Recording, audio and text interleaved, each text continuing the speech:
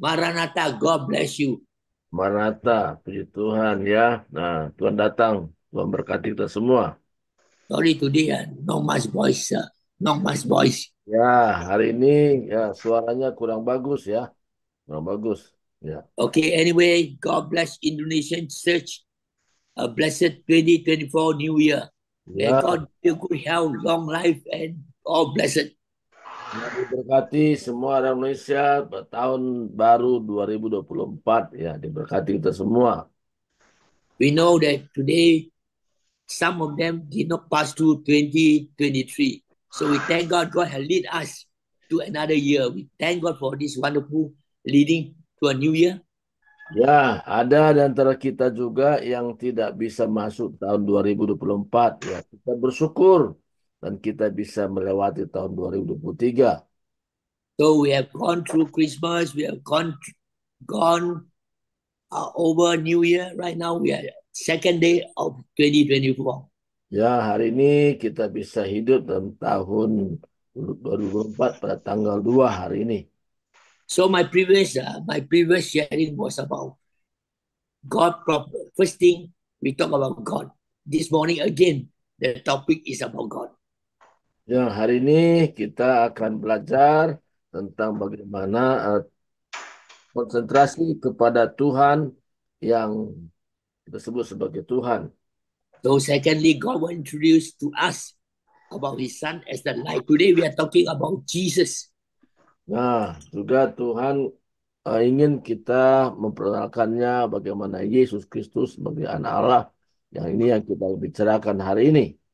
So we know Christmas has came and gone, and I want to share something to touch a little bit. Later on, I touch one very important topic which a lot of commentators, a lot of pastors are preaching, but God has shown me something about the two offering, Cain and Abel offering to God. Yang hari ini kita akan membahas tentang persembahan, yaitu persembahan Kain dan persembahan Abel. Dan kadang-kadang ini menjadi topik hangat di antara hamba Tuhan. So we knew that Christmas Day God sent His own Son. The first thing He does is to fulfill the prophecy of Genesis. The seed of the woman will Ya, crush the serpent head. sebagaimana kita sudah merayakan Natal, itu adalah kegenapan janji Tuhan yang tertulis dalam perjanjian lama dan kitab Kejadian, bagaimana keturunan perempuan itu meremukkan kepala ular itu. So in fact, God sent not only a savior, but God sent the savior, Jesus Christ as a savior in a later stage. But the first thing Jesus Christ came, the Son of God, is to destroy the work of the devil, meaning that God sent a destroyer for us. Ya, di mana kedatangan Tuhan itu dia bukan hanya penyelamat, tapi Tuhan itu meremukkan pekerjaan-pekerjaan si iblis. In order for us, in order for God to rescue us, first God had to destroy the strong man that in us. Nah, di mana Tuhan juga bekerja dalam kita sehingga menghancurkan segala pekerjaan-pekerjaan iblis yang juga mempengaruhi kita. That's why Jesus said, unless the strong man is plundered, you cannot release somebody if the strong man is still there. Ya, di mana Tuhan pernah katakan di mana kita bisa mengalahkan orang kuat itu kalau kita mengikat orang kuat itu sehingga kita bisa menguasainya. That's why the Bible said, for the Son of God manifested himself is to destroy first the work of the devil. Ya, di mana hal yang pertama kita tahu bahwa pekerjaan anak Allah itu Yesus Kristus itu menghancurkan segala pekerjaan-pekerjaan iblis atau kuasa kegelapan. So we know that, the Bible said that no one stood as a man, even from Adam, and even now, or the coming age, no one stood as a man to fight against Satan. No one succeeded fight against Satan. Ya, tidak ada yang bisa sukses menghadapi iblis, termasuk Adam juga tidak bisa. Tapi Yesus Kristus itu adalah manusia sempurna, bisa mengalahkan semua pekerjaan-pekerjaan si jahat. So God reminded the serpent the name Adam. Cause him to remember this name Adam. You have destroyed him. I will send another Adam. This Adam will come to destroy you. Ya, di mana Adam yang pertama itu tidak bisa mengalahkan bagaimana pekerjaan kuasa jahat. Tapi Adam yang terakhir, yaitu Adam kedua, disebut mampu mengalahkan pekerjaan-pekerjaan sejahat.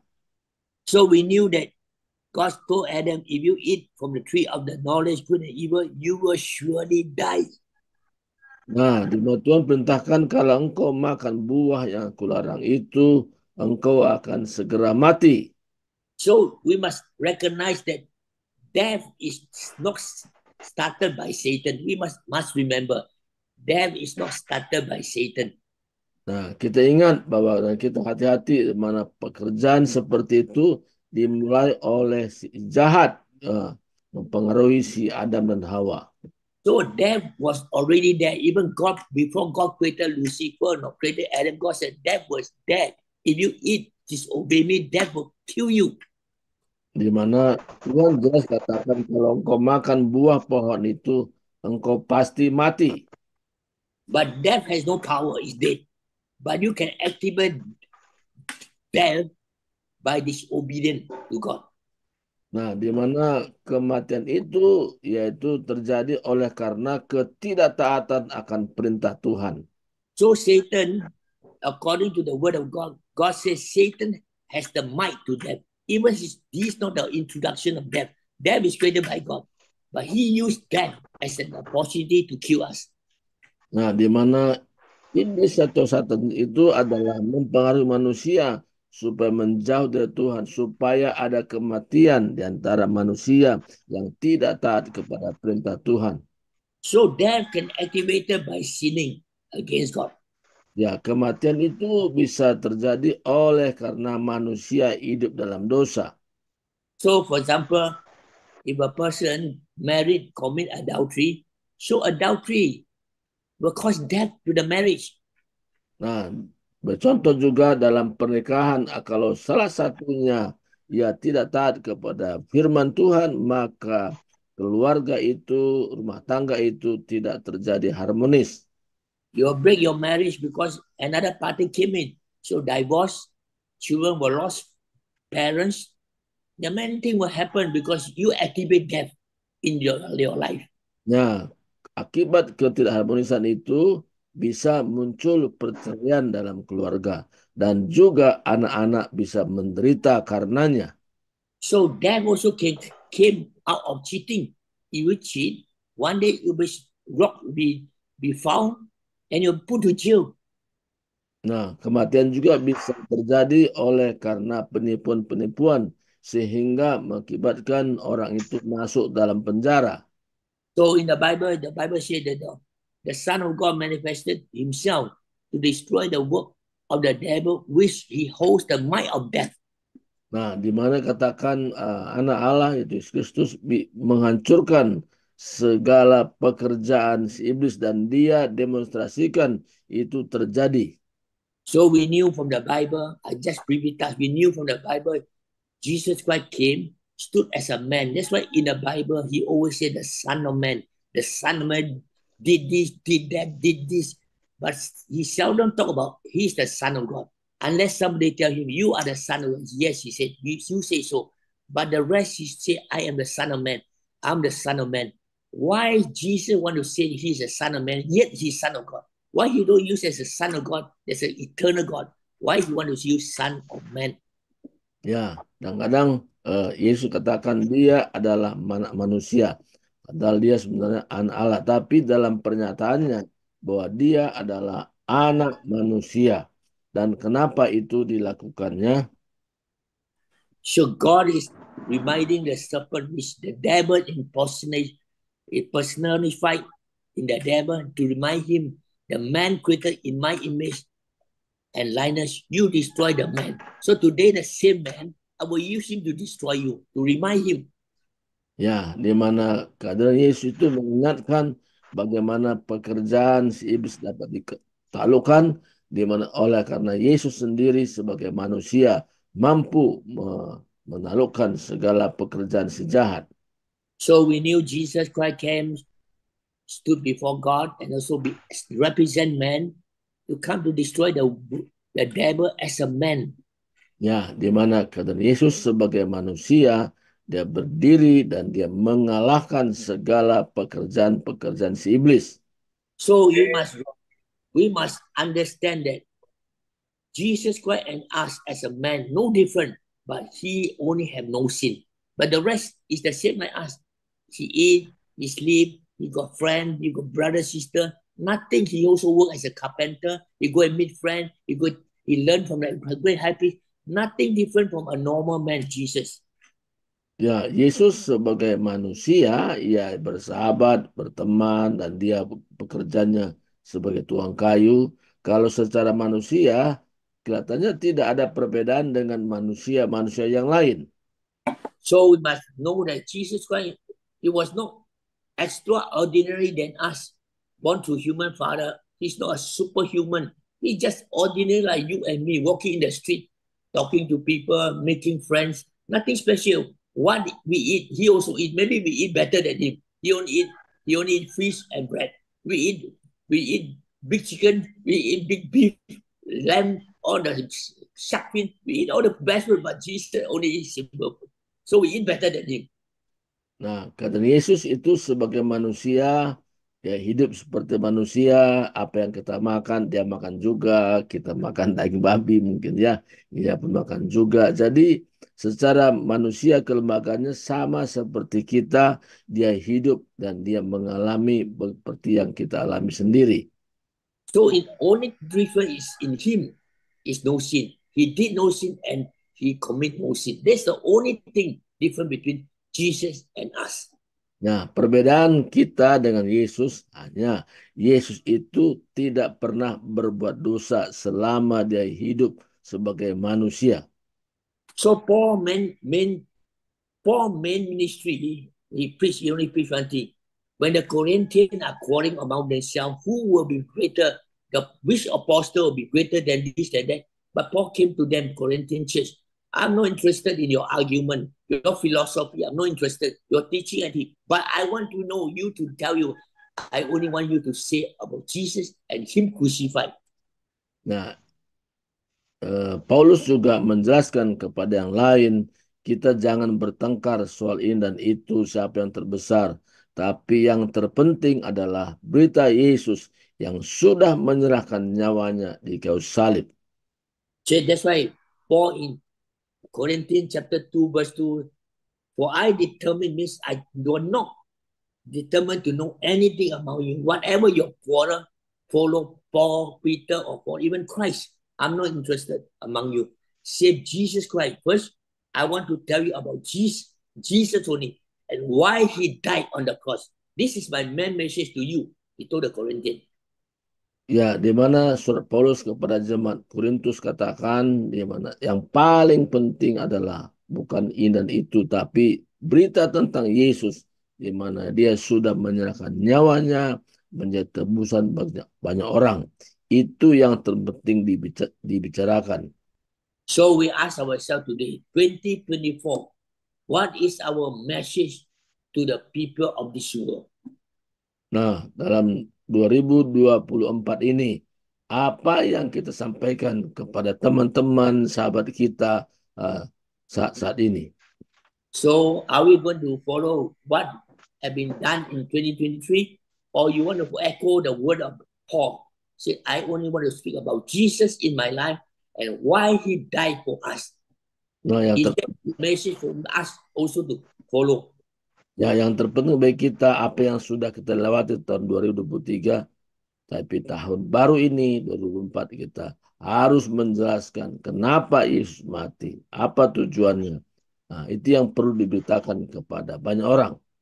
So we knew that Christ came, lived as a man. We all knew he performed miracles. He walked on water. He raised the dead. Many things has done for human, but he has not destroyed the devil yet. So all this he done is to manifest himself that I as a man, but I did think above beyond the man. Nah, bagaimana katakan Yesus sendiri waktu dia dunia, dia bisa mengadakan banyak mukjizat, bisa berjalan atas air dan sebagainya. Dan kita lihat pada saat itu dia belum berbuat suatu apapun menghancurkan kuasa si jahat. But we knew that, Jesus Christ is the second Godhead of the Trinity. God is the Father. Jesus Christ is not the Father. We must understand Jesus is the Son, God the Son, and God the Spirit. We must understand it's God in Him to do the work. It's God in Christ, the Father, living in Him, instructing Him to do the will of God. Nah, yang paling penting kita boleh mengerti bagaimana Yesus Kristus sebagai anak Allah. Tapi dia menyatu dengan Bapa. Roh Bapa ada dalam dia. Sehingga dia punya kemampuan untuk mengalahkan pekerjaan-pekerjaan kuasa si jahat. That's why when the disciple asked Him, show us the Father, you are talking, always you talk about the Father. You come to deal with the Father. Show us the Father is enough for us. That's why Jesus said, you see me, you see the Father. The Father is in me to do the work you do not know. Nah, dikatakan bahwa Yesus banyak bercerita tentang Bapa, tapi di antara katakan, tunjukkanlah Bapa itu kepada kami. Tapi apa kata Yesus? Kalau engkau sudah melihat aku, sama dengan engkau sudah melihat Bapa. That's why they questioned Jesus.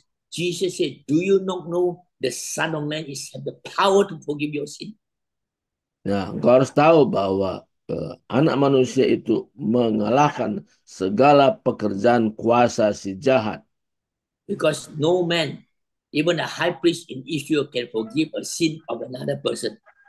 Nah, tidak ada yang bisa menandingi apa yang katakan, di mana manusia sebelumnya pun ya tidak bisa berbuat sesuatu apapun seperti apa yang Yesus lakukan.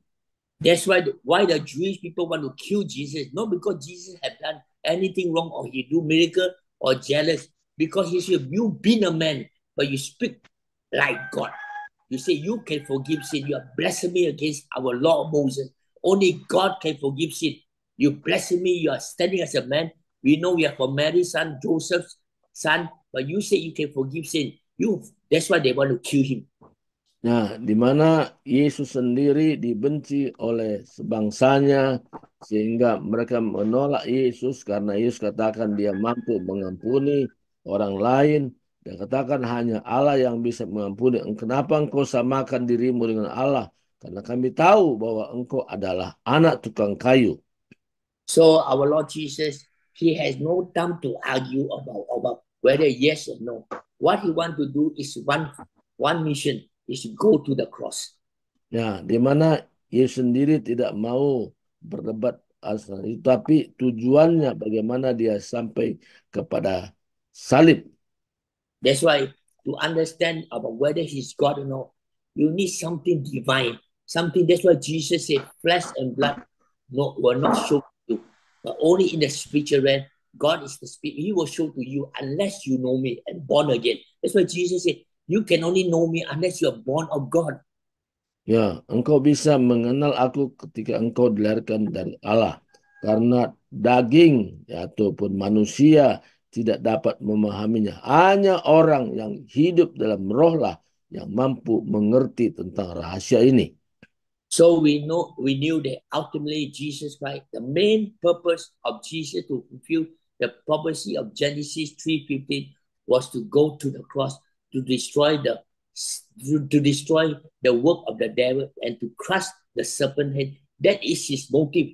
Right to the cross is the only solution for man. Ya, tujuan Yesus datang ke dalam dunia yaitu menggenapi dalam Kejadian pasal 3 ayat 5 mengatakan anak manusia itu keturunan Hawa, di mana anak manusia itu menghancurkan segala pekerjaan-pekerjaan si iblis, menghancurkan, meremukkan kepala si ular itu. That's why the follower of Jesus, 12 disciples, do not understand Jesus. Even Peter said, Lord, Jesus said, I will go to Jerusalem, I will die. They will crucify me. And Peter said, no, you will not do that. You will not die. Whatever you do, we will defend you. Even you die, we will defend you. Jesus said, get behind you, Satan. You do not know the will of God. You mind the will of man. That's why Jesus even scold Peter, rebuke him as a devil. What you speak is from the devil. Because the devil do not want Jesus to go to the cross. Ya, waktu pernyataan Yesus katakan bahwa dia akan mengalami sengsara, di mana dia mengalami dia akan disalib. Tapi apa kata Petrus, itu tidak akan mungkin terjadi. Nah, di mana kami siap membentengi. Nah, apa kata Yesus? Hei iblis, di balikmu, di mana hari ini apa yang kau katakan itu adalah berasal dari kata si iblis. Maka Yesus sendiri langsung berkata kepada Petrus, hanyalah kau iblis. That's why Apostle Paul said, I only want to know that him who crucified. So Jesus' focus is the cross. We must remember his focus is to end up himself at the cross. So anything that prevents Jesus from going to the cross is against God. Ya, di mana Paulus juga menekankan tentang Yesus, di mana tujuan Yesus bagaimana dia sampai disalib, dia menggenapi apa yang dinubuatkan kepadanya. So we must not say that Judas was an instrument to bring Jesus to the cross. No matter how, even without Judas, we know that those people in Jerusalem know who is Jesus. They follow Jesus every day. God do not need a Judas to go and point that Jesus is the one that you are going to catch. The Jewish people, even the Romans, so they know who is Jesus because they saw him every day in the street. So Judas, Jesus said, you've been with me, you eat with me, you my friend, you betray a friend. He just disappointed, you are following me. I give it a apostleship disciple, and yet you betray me. He only said in this part, it's not about question about Judas betrayed Jesus that, no, it's not the main thing that Jesus can prevent Jesus from going to the cross. Ya, di mana tujuan Yesus yaitu sampai salib. Walaupun Judas adalah salah satu pengkhianat, yaitu ingin menyalibkan Yesus dengan cara apa yang dia sudah lakukan. Walaupun Judas ini, kalaupun dia tidak tapi Tuhan bisa menggunakan yang lain. Tapi yang penting adalah tujuan Yesus, bagaimana dia sampai di kayu salib. So we knew finally, long story cut short, we knew that Jesus truly was crucified on that cross.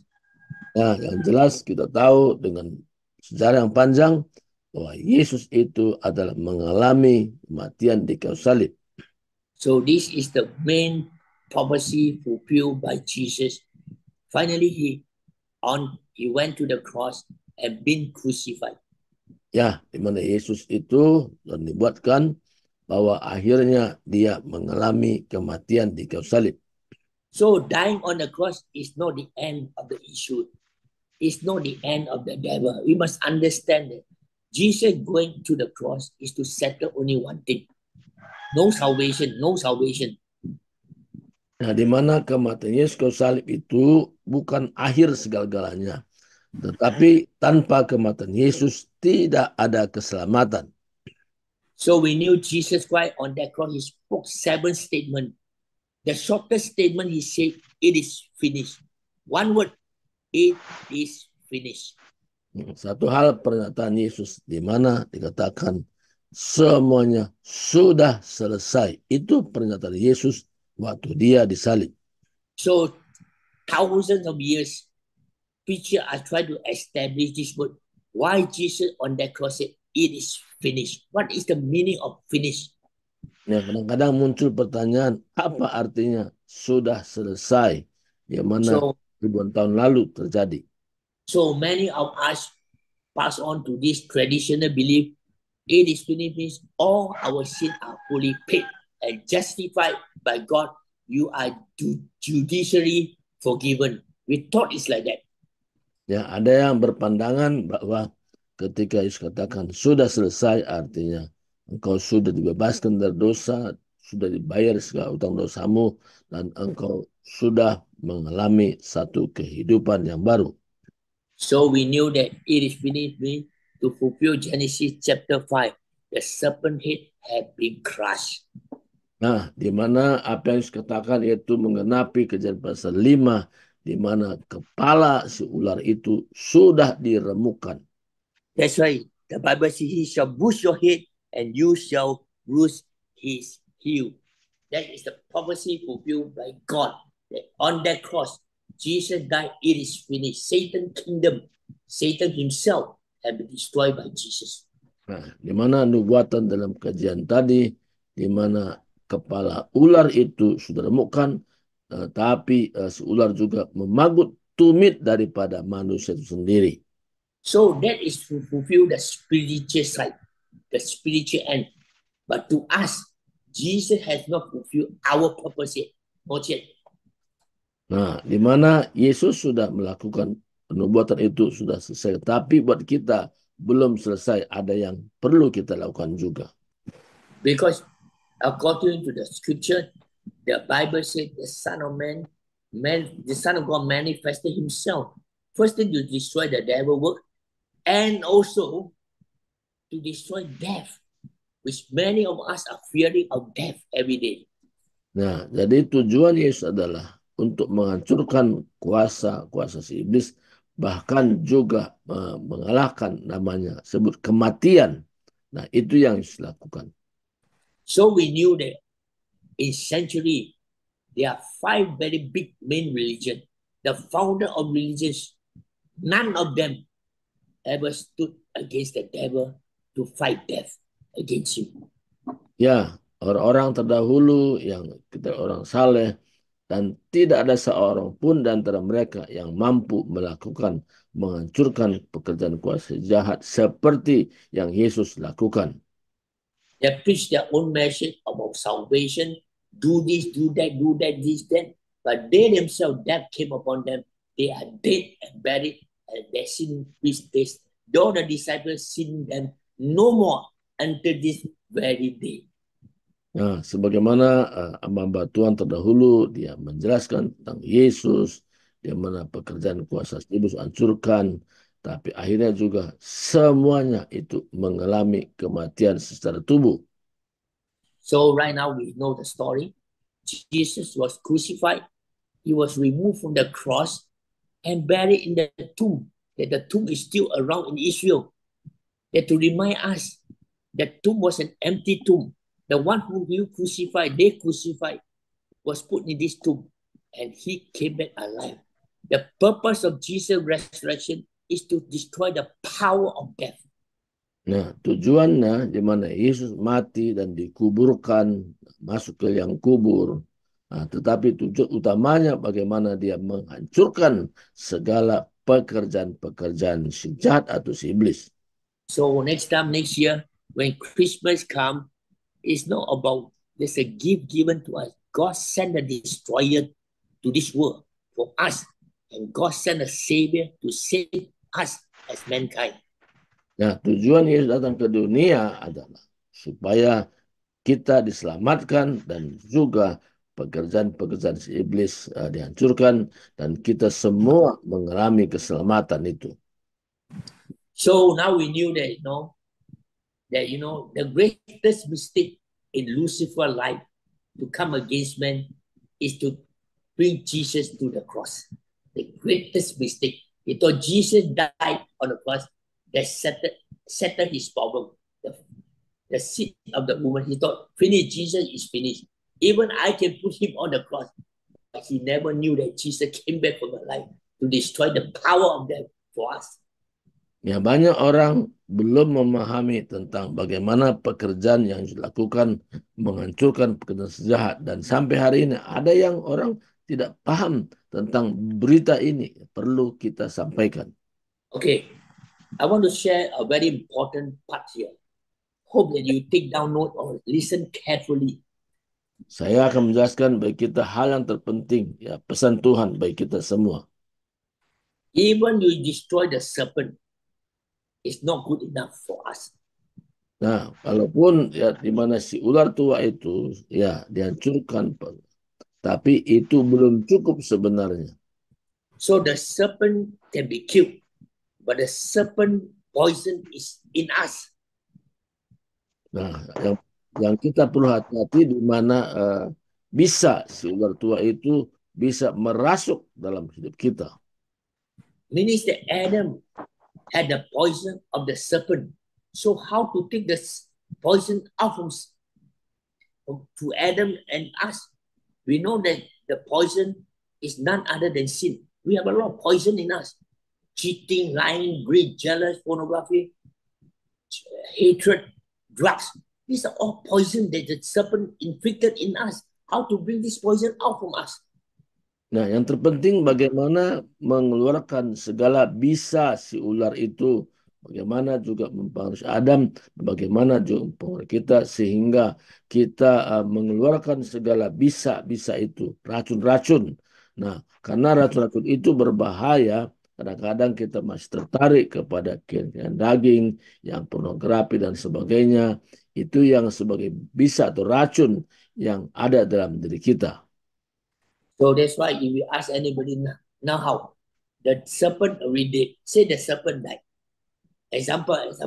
Let's say Indonesia, the forest was a big tiger. So the tiger killed by the Indonesian. But the tiger put poison into somebody, the villagers. How to say the villagers now? Tiger died, but the poison still in the human. How to solve this problem? Ya, kadang-kadang ya Indonesia contohnya ya bisa mengalahkan atau menghancurkan yaitu singa ya sebagainya. Tapi tentang bisa ini kita tidak bisa hancurkan sendiri, maka perlu ada Yesus yang sebagai penolong kita.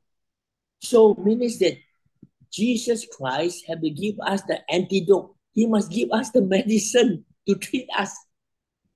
Nah, Yesus sendiri memberi kepada kita penangkalnya supaya jangan terjadi seperti tadi, yaitu bisa itu merasuk kita. Maka penangkal itu kita dapatkan dari Yesus sendiri.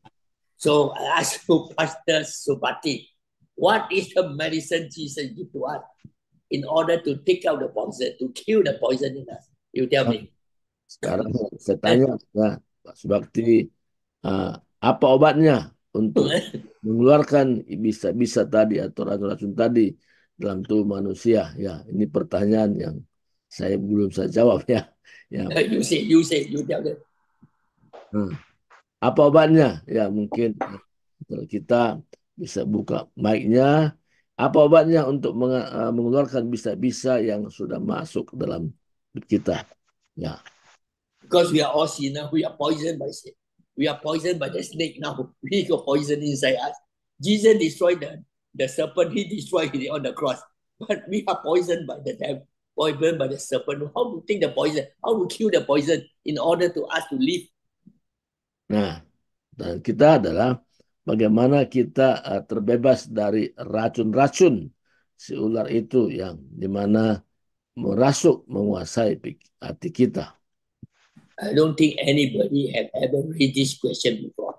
Nobody ever preached such a question before in this so many thousand, so many hundred years about how to bring the medicine to us, Jesus. What medicine he give to us in order to save us from dying? Nah, kita juga dapat penangkalnya di mana setiap manusia pasti mati. Nah, jadi itu pengaruh-pengaruh dari racun itu sendiri. Okay, I leave this question for my next preaching. You come back with an answer. All the brother, sister who listening today, you come back with the answer and we share again. I will move forward for the main message I want to share today. Ya, ini pertanyaan yang kita simpan untuk berikutnya nanti kalau saya melayani. Tapi yang paling utama apa yang sampaikan hari ini adalah so our leaders, Pastor Subati, you take charge of this question. What is the antidote medicine Jesus give to everyone of us, the believer, to save us from dying from the poison of the serpent? Ya, jadi ini pertanyaan yang kita simpan ya, yang namanya apa penawar ya, penawar dari racun-racun yang sudah masuk ke dalam hidup kita oleh karena pengaruh ular tua itu.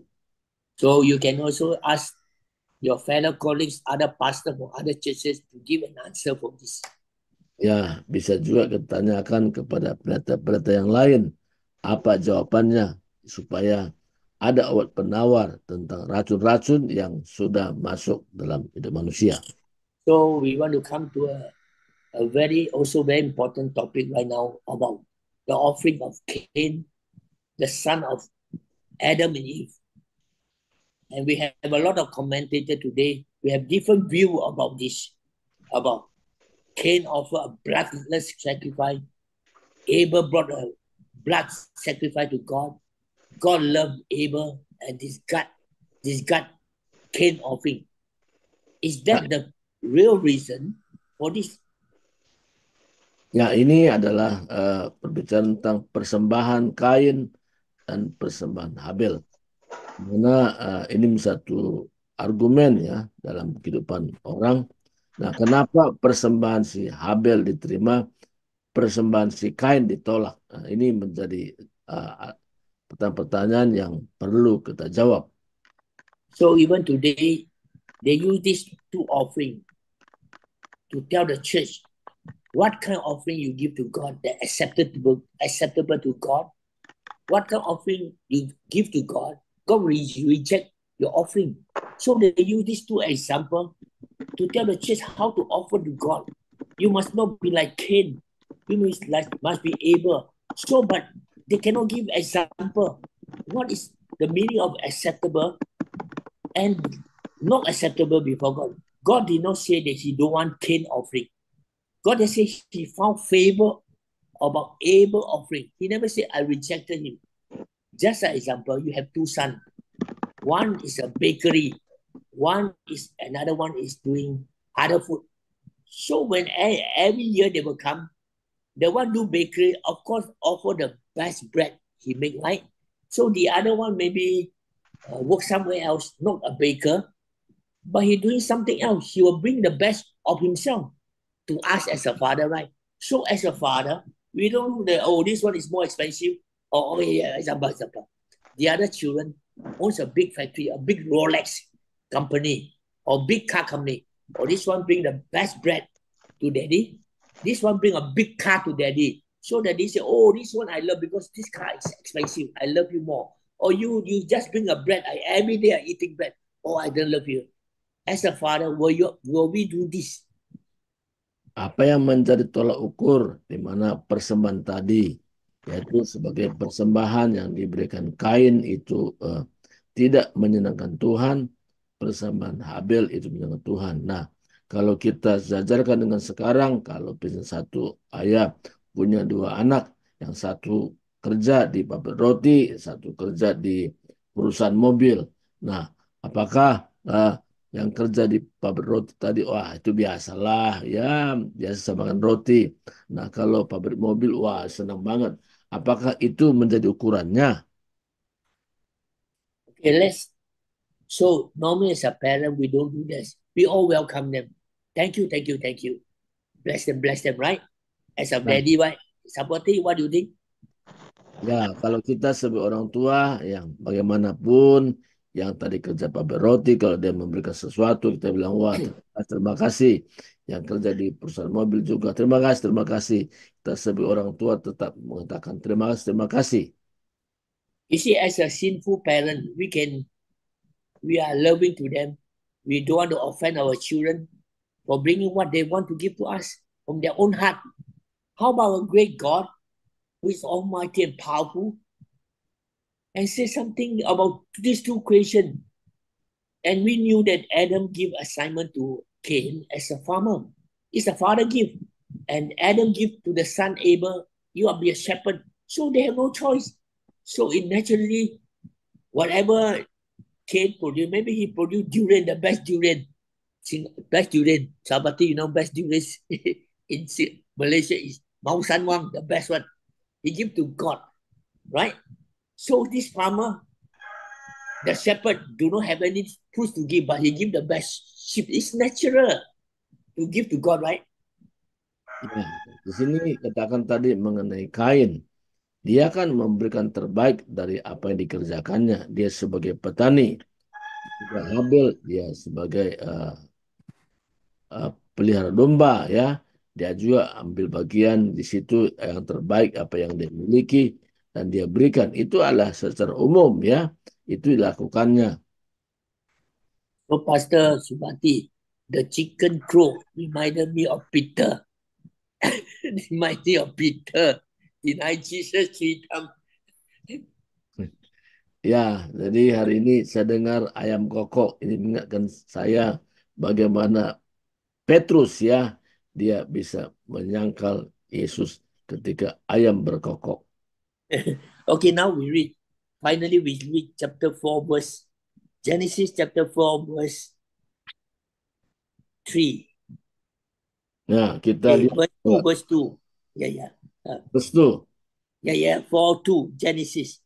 Oke, ya kita lihat dalam Kejadian pasal 4 ayat 2 dikatakan di sini. Ya, oke, Erik bahasa. Okay.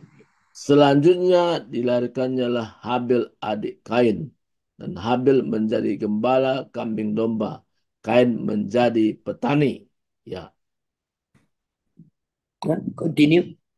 Ding. setelah beberapa waktu lamanya maka Kain mempersembahkan sebagian dari hasil tanah itu kepada Tuhan sebagai korban persembahan. 4. Habil juga mempersembahkan korban persembahan dari anak sulung kambing dombanya, yakni lemak-lemaknya. Maka Tuhan mengindahkan Habil dan korban persembahannya itu. 5. Tetapi Kain dan korban persembahannya tidak diindahkannya. Lalu hati Kain menjadi sangat panas dan mukanya Okay. muram. Oke, 5 ya. Okay. Okay, right now. Okay, now. If you look at this very carefully, we must be careful because many commentators, even preacher, pastor will preach that after Adam and Eve sinned against God, anyone who want to approach God must bring a sacrifice before God. Then God accepted you. That's all they're teaching.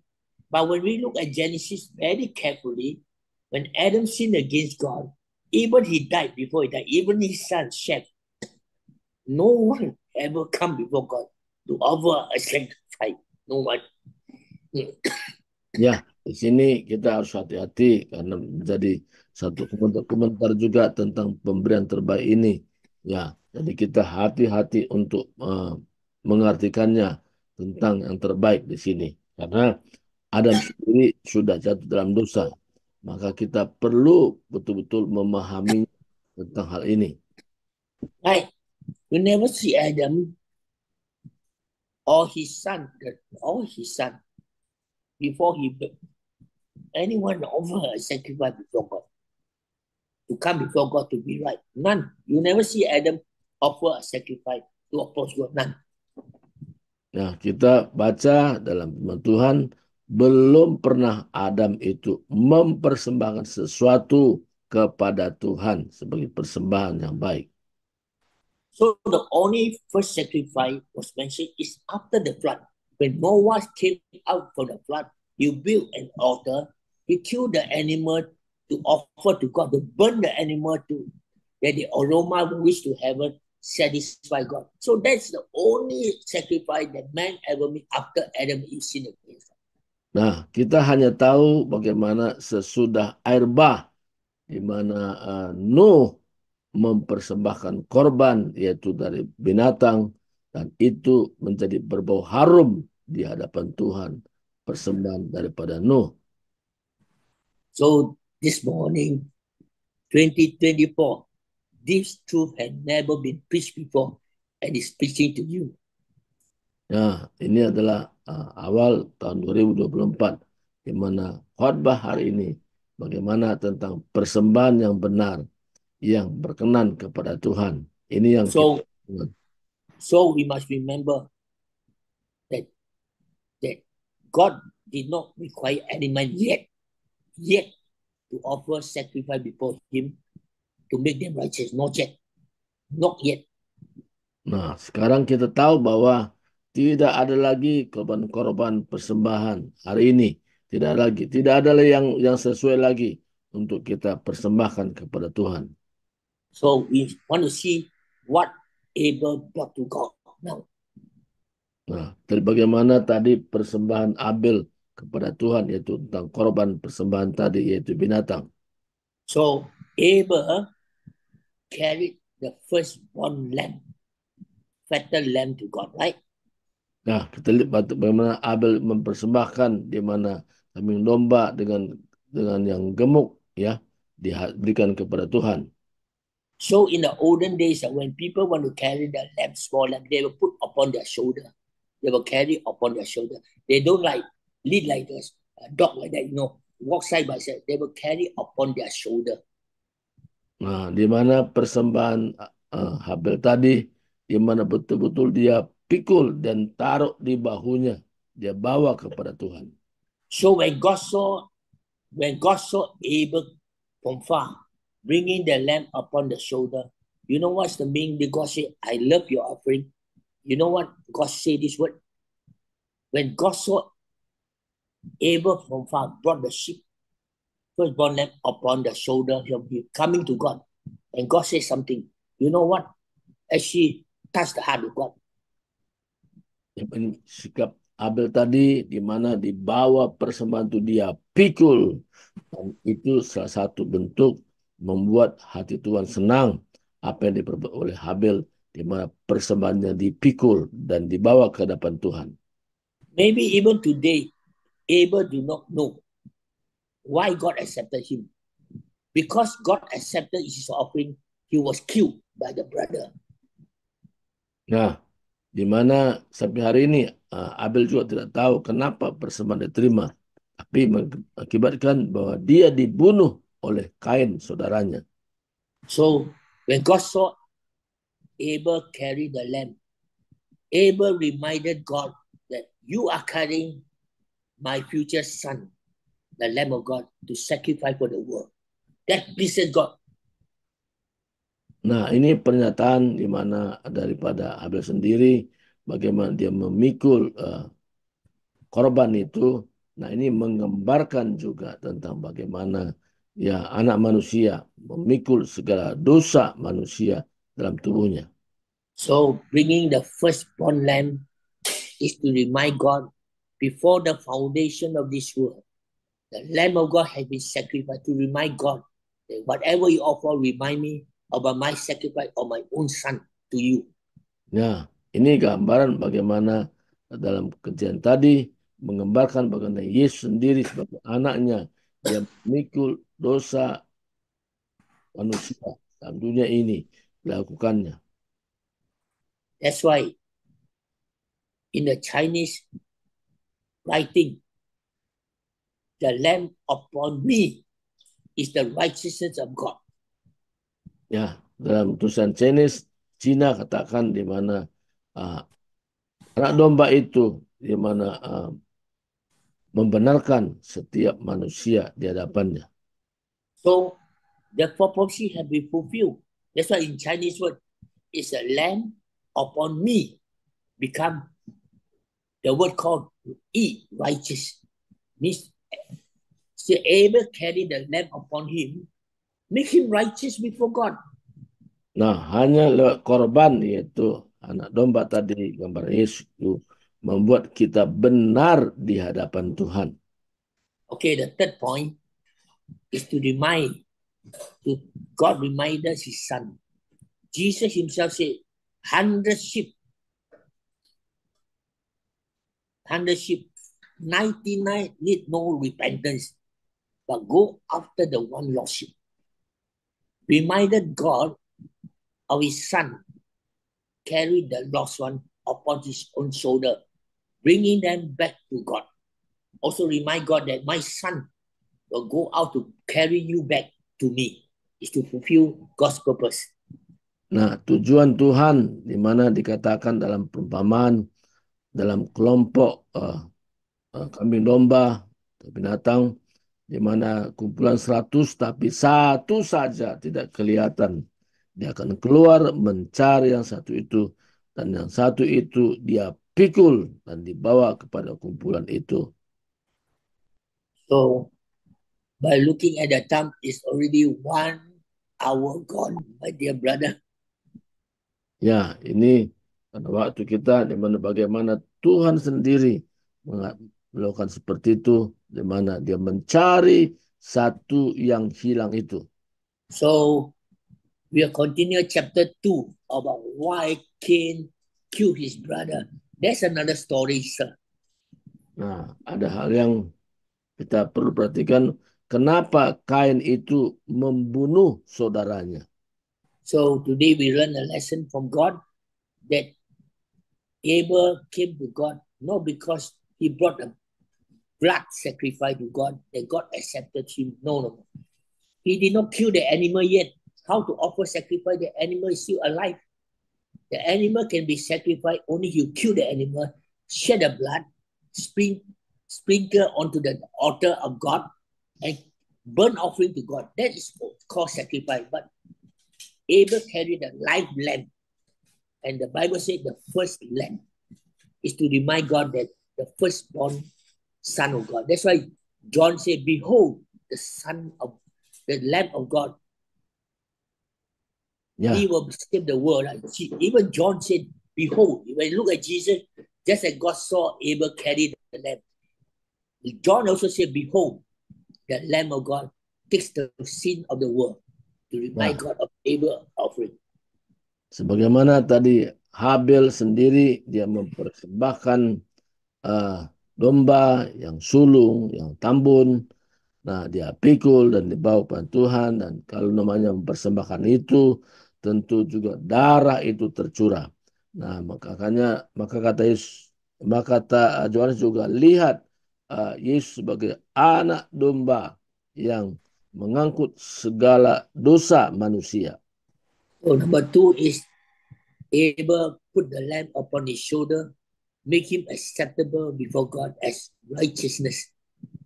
Nah, kehidupan Abel itu tadi dia memikul domba tadi, itulah membuat dia berkenan di hadapan Tuhan. So the third thing is he saw his son Abel carry the lamb upon his shoulder to remind, my son will carry you back as the lost lamb back to me to be his children. Nah, gambaran tadi di mana Habil itu memikul domba tadi yang tadi sama halnya juga Yesus sendiri dia memikul dosa manusia dalam tubuhnya sebagai anak domba yang mempersembahkan tubuhnya.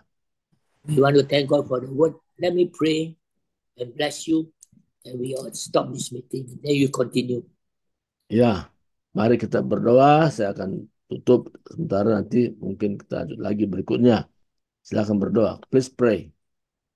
Dear Heavenly Father, our blessed Father, blessed God, the Lord God Almighty, our Heavenly Father, sitting on the majestic throne of glory. This morning, Father God, as your children, we proclaim the word of the living God, that Christ is the reminder of Abel brought before you, that you sacrifice your son on that cross to save us, to destroy the power of Satan that's crushed the serpent head, and also set us free from the power of death. We thank you for the Lord, your success, victorious death on that cross. Your resurrection power that given us life. The Father, I pray the Lord, by your spirit today of sharing the word of God to anoint us, edify us, that we know the purpose of the coming of Jesus Christ as a man. We understand the will of God, the purpose of his coming, and also the future plan, the Lord. Christ will come again, not to judge sin, but to bring us back to be the bride of him. The Lord, we wait for this day. While we are waiting, Lord, Father, we must prepare ourselves to dress ourselves more worthily to be the bride of Christ. That is the ultimate goal, purpose of God's plan, that God will send his own son again to marry us as the church, Lord.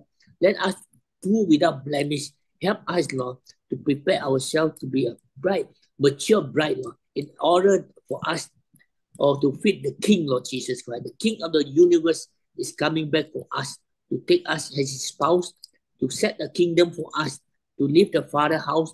Lord, we know that one day you will leave the Heavenly Father to join with us, to be with us, to build a family on earth. The kingdom of God will come, Lord. We thank you, Lord, for remembering us on earth, Lord. You have not forsaken us. You are in heaven to prepare a place, a mansion for us, to bring us back there to be your bride again. Thank you, Father, for this time. I ask my Lord to bless Pastor Subati for his faithfulness all these many years in the early morning, Lord, to gather your people to listen to your word, and ask him to give him double portion blessing upon his life. I speak over you, my brother, that the Lord shall honor you, shall bless you. The Lord shall keep you and preserve you unto good work. The Lord shall bless you, anoint you with all the spiritual blessing from heaven. The Lord shall keep you safe. The Lord shall protect your health. Good days and long life shall come upon you. 2024 will be a great year for you in ministering the word of God and also to proclaim the gospel for Jesus. You shall be blessed in and out of your house. Your family, your household, your marriage will be blessed. All the saints listening to the sound of my voice will be blessed together. The Church of Indonesia will be blessed. Lord, we thank you for this wonderful time. In the most powerful name and wonderful name of Jesus Christ, we pray. Amen. Amin, amin, amin. Ya.